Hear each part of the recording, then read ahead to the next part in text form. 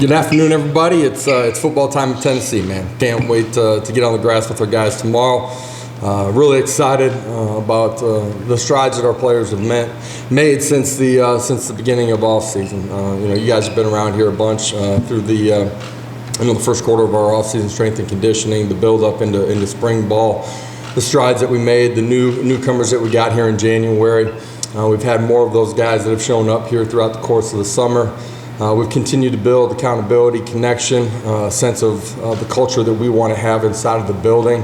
At this point, everybody's extremely excited about hitting the ground tomorrow morning and competing extremely hard and growing individually but collectively as a football team. And it's hard to believe that in a month we're going to be inside of Neyland Stadium Thursday night, kicking off in front of a national television audience and having an opportunity to start this journey here in the 22 season. And really proud of what our staff and players have done up until this point, but really excited about what's going on here in the immediate future here over the next couple of days. And so with that, I'll open it up to some questions here. Questions. We'll get a mic to you. Who wants to be the first? Somebody's got to kick it off this fall. Come on. We'll go with that. Yeah, Josh, I guess a little off topic, but it's the first chance we've got to ask you about since the NCAA notice of allegations came in. Yeah. Are you relieved that you can kind of move forward? The finish line is in sight. What's the feeling of the program? Yeah, I don't know that relieved is really the word. There's been so much dialogue and communication between our administration and the NCAA, but also just to us and where we're at. And so some of the things that hit publicly are things that we haven't been able to talk about. We knew that was coming. And we've been very transparent and open with our current roster, our recruits. That's why I think we've positioned ourselves extremely well. You look at some of the things that have come out of that, just the NCAA talking about us being a model of how to move forward for universities when they're dealing with something. That's why from the very beginning I've said it's really just a speed bump for this program. And between our administration, from Dondi all the way down to Danny, and then what we're doing on the football side of it. I think we've positioned ourselves extremely well to swallow things up here early and be able to move and compete for championships here as we move forward.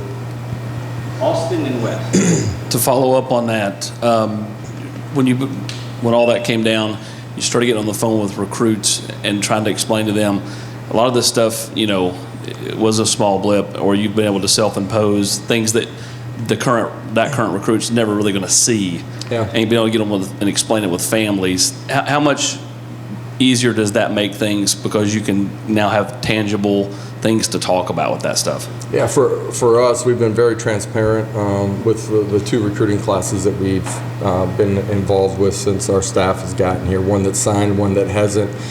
Because of that, I think there's great trust from them. We've been able to talk openly about the things that we were doing inside of our program that we were taking in year one and year two. Once the notice of allegations came out, being able to have a Zoom call with all of them and be able to speak more directly about the things that we're doing. This recruiting class, really hasn't felt the things that we're doing internally, and so they can understand that the things that are going to happen in the future won't have an impact on how they're being recruited, their experience as a student athlete here on campus, and what they're going to be able to compete for on the football field. Josh, some of these guys on this team have, I guess, been around you and your staff for, 18, 19 months now, however long it is. Some of them going into they've had 2 springs. This will be a second preseason camp. Do you think now that they've sort of seen the things that y'all have talked to them about, sort of giving them some success on the field, do you think some of these guys around here think more things are possible now that they believe they've seen this? Yeah, I think instead of using the word belief, expect is something that we've talked about. Teams that there's a big difference between teams that believe and teams that expect, and we got to continue to work in a way that we expect to win every Saturday when we get to next fall. But I think there's greater trust and understanding. A year ago at this time, none of our players and a good portion of our staff had never been through a training camp together. What does it look like day to day? What does it look like on the practice field? How do we handle the different situations that are inevitably going to come up? And that transpired during the course of the season too, because that was the first time we had gone through that. And so now for 80% of your roster, and for us in our building, almost our entire staff, young and old coaches and support staff, they've all been through it. And so there's great trust and belief in what we're doing, clear lines of communication. They understand the standards and expectations. They're able to just go out and compete. And, as we've had a couple meetings already, the energy and the focus is so different than it was a year ago. And then it should be that way. Yeah, Coach, outside of Lanice's injury, are you healthy otherwise? Will you have a handful of guys limited? I know many guys were out in the spring. Where is your football team health-wise as you hit the field tomorrow? Yeah, Lanice will be out for the entire year this year, just sustained an upper body injury a couple of weeks ago and had season-ending surgery. But for the rest of our football team, we're really pretty healthy. There's some guys that we'll build up through the course of training camp. Latrell Bumpus, somebody that missed a portion of spring ball, that will continue to build up. But we're really in a really healthy situation here moving into training camp. Without getting too specific, will you have maintenance plans for some of those guys like Latrell, who's had a variety of injuries since he's been here? Is that something you guys are mindful of? Yeah, between our medical staff, our strength staff, and our position coaches and coordinators, we have a very specific plan on the player load, the volume that we want those guys to get, the amount of team reps as we build throughout the course of training camp. We essentially, you guys know, we go through essentially a 4-day block, and as we finish those blocks, we'll always revisit where they're at and make sure that we're putting them in a position to grow and compete as a player during the course of training camp. Also having long-term health for the beginning of the season, but really the entire season in the back of our minds of how we handle things. Back to Austin. Any update on Brew McCoy and how will you attack that? Just go to practice as usual and just kind of wait on confirmation? Yeah, been in dialogue with the people that we need to. Our administration has been on the other side of the coin, and we feel good about where that's going. Brew's healthy and ready to compete this training camp, so he'll be involved in everything that we're doing.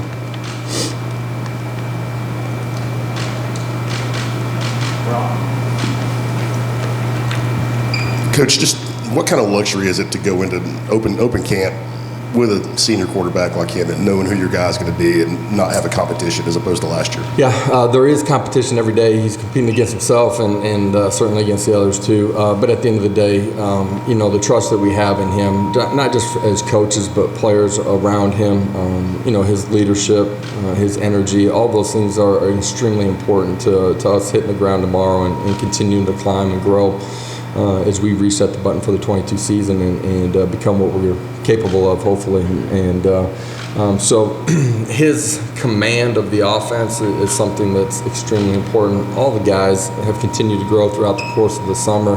Joe's in a much better position than he was a year ago when he started the season. Hendon and Joe both talked about how close those guys are, and they compete in a really positive way together, but they support each other too. But for us in our program, it certainly is a luxury to have a guy that's got a lot of time on task in game situations, has command of what we're doing. A year ago I thought he made great improvements and some subtle things from the end of the regular season to the bowl game. He's continued to climb during the course of the offseason. He's very purposeful and excited about what he's done and getting through training camp here with him. Vince? Josh, coaches always talk about complementary football and everything being connected on your team and helping each other out.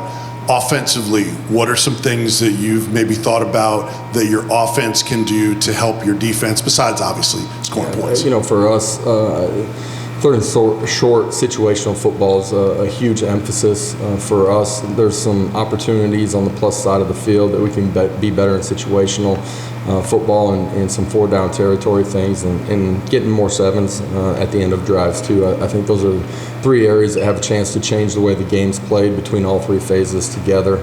As we continue to grow and get better in all 3 phases, finishing games, being able to essentially run a 4-minute situation and control the clock at the end of ball games is something that we've done well on previous stops and something that we're going to need to do here too. Patrick? Josh, looking at your backfield without Laneith, how much of an onus does it put on those freshmen with Justin and Dylan to step up and be ready? And will you look to maybe add to that position, whether outside the program or maybe moving somebody over there? Yeah, I think certainly with Laneith being out, the two young guys, there's a point of emphasis, and there always is, that those guys got to grow, understand what we're doing, be ready to compete at a really high level immediately. Justin's had a little bit more time on task, having been here mid-year. Dylan, really excited about what he's done. He's a mature young man that processes things really quickly. Just having an opportunity to be out on the grass with him a little bit, extremely explosive. So between those two guys here early in training camp, they're going to have to grow really quickly to help us at that position. Ben? Josh, what have you seen from Juwan Mitchell this offseason, and what does he need to do these next couple of weeks to develop a role? Yeah, for him, surgery in the early part of the season was actually an injury that he came into our program with. We all felt like it was the best decision for him, his future, and our future, for him to have that surgery when he had it. He's gotten healthy. He's completely changed his body because of what he's able to do, being 100% healthy. He's fast, he's explosive, he's got the ability to make a bunch of tackles and make plays in space. I'm looking forward to seeing him compete, his consistency, what type of play we're going to get from him this fall. I want to see him grow during the course of training camp. Brent? And then Adam. You said at SEC Media Days, you said it here today, again, the word expect, and at Media Days you talked about going from hoping to believing to expecting to win. How do you create that? How do you get that mentality in your locker room? It's based off of investment that you have inside of your program, not by one person, but everybody. It's, the being connected in a way where you believe in the person to the left and to the right of you, and it's something that doesn't happen immediate. It's not something you just talk about and it happens. It happens because of what you've done in the investment process. The guys have done a great job, been dramatically different, since they got back in January, and they continue to push forward, and believe we're in a position, if we handle training camp the right way, we'll be in that type of position next fall. Sort of on that, the fact that you coached these guys last year, does that make it a little easier to judge how much growth they've made individually comparing it to last year? Yeah, for sure. Yeah, they have a better understanding of who I am and how I'm going to handle situations and how I'm going to communicate with them. And it's true on the other side of the coin for us as a coaching staff, for myself as well, to understand the successes, failures, the struggles that they have, what is their makeup and their ability to handle the things that are inevitably going to come up in the course of a ball game, but just in life too. And how do we help them? I think coaching is a big part of coaching is understanding who you're trying to communicate with and understanding the right buttons to push with those individuals to draw out the absolute best from them. Ryan and Ben. Josh, I know there's a lot of excitement on early signing day when you guys got Josh Josephs and James Pierce. Yeah. Those guys obviously just got here a couple months ago, but how have they shown up kind of looking physically, and how realistic is it for those guys to maybe help you this year? Yeah, we're going to find out this training camp, their ability to grow in individual technique, fundamentals, understanding our scheme. I've been really impressed with both of them so far this summer, the opportunities that we've had, whether that's in the classroom or out on the grass, for their ability to retain information, digest it, and apply it out on the football field. Really looking forward to seeing the physical combat part of it here is they're going against a different type of body type at the collegiate level than they were in high school. Love both of them and what they've done so far, strength and conditioning. So, one of the areas for us defensively that we want to get better is third and long defense. It's an area where they potentially have a chance to impact the game early in the season. They're going to have to go out and earn those opportunities here by the way that they play during the course of training camp. Josh, you guys obviously have added speed and athleticism through recruiting with your signing classes. Who are some candidates that you feel good about in that competition in the return game, both at punt and kickoff? Yeah, D. Williams is somebody that's new to our roster, and if you're asking just about new guys, I think D's a guy that is a perfect example of that. Squirrel White is somebody that we feel like has the ability to catch it, but also be dynamic with the ball in his hands. Dylan Sampson's a young guy that we feel like has an opportunity to push and compete for some of that. I feel like all those guys have great tracking skills, but also have the ability to make explosive plays. And you look at what Bayless was able to bring to our football team a year ago, big plays in the return game, set up scores or create scores. Love what we're doing with Coach Eck and developing a group of core individuals, but really our entire roster through the special teams part of it. Looking forward to seeing a bunch of guys compete and earn opportunity to play. That's in the return game, but it's also guys that are setting up those returns. Back to Brent and then Eric. You guys were not a great second quarter team statistically a year ago. In your off season, Thanks for pointing that out. in your off season study, self scout, was there anything that you found? Was there any rhyme or reason to why your numbers seem to change in the second quarter compared to the first and third? No magic potion in some of the games that that was very pointed. It's some of the things that we controlled in those ball games. In particular on the offensive side of the football. Everything that we've done in our from how we describe our offseason. You guys have heard me talk about the 4 quarters to what we do in the weight room. We relate it to 4 quarters during the course of every week. We've tried to relate everything to football and the 4 quarters and how they're played out. We want to start fast, finish extremely strongly, and compete our butt off in the middle of the football game. A year into our strength and conditioning program, a year into our systems, I feel like we have an opportunity to play better in all phases, in all areas of the game. Certainly, we got to be better in the second quarter, but we got to be better in the fourth quarter too. So there's a lot of opportunities for growth. Hey Josh, do you feel like you can use the tight ends more in the offense this year? Maybe incorporate more of those guys playing in a game compared to last year. More bodies, is that what you're saying? Yeah, for sure. Training camp, is the final opportunity for guys to prove they're going to compete and play at a championship level. Guys that we can depend on, play in and play out, day in and day out. And that dependability is a huge part of them having the opportunity to play. And I don't care if it's offense, defense, special teams, coaches' jobs are to take the guys that have proven that they're going to compete at that championship level and find roles, find ways to use what they're able to do and put them in a position to be successful. So the more guys that we have that are able to play at that level, at the tight end position, but every position is going to allow us to be a deeper and better football team. So that depth is something that we're talking about at the tight end position. A young man like Miles Campbell has a real opportunity to grow and earn some playing time here. But it's something that we're talking about in every position room right now, and certainly on the defensive side of the football. A year ago, you guys all know we were handcuffed in some ways, just the number of bodies that we had on campus that were scholarship players. We've added depth. We're not at a full 85. We feel like we have an opportunity to be deeper on the defensive side of the football. That's important to us, be able to play more guys. But at the end of the day, they got to go earn it and prove it here during the course of training camp. Weston Patrick. Josh, I know obviously there's not a lot of things in this game that are ever ideal, right? Like exactly the way you want them, but after the opening kickoff, it goes haywire. Pretty much, yeah. When you look at ideally at wide receiver, how many guys would you in a normal year sort of like to rotate there, and do you think you can get to that number this season? At which positions? Wide out. Yeah, it just depends on the number of guys that are ready to play at an elite level. We've had 6, we've had 5. Those years it's been 4 just based off of who they are. The more guys that are able to play, the more that we're going to use them.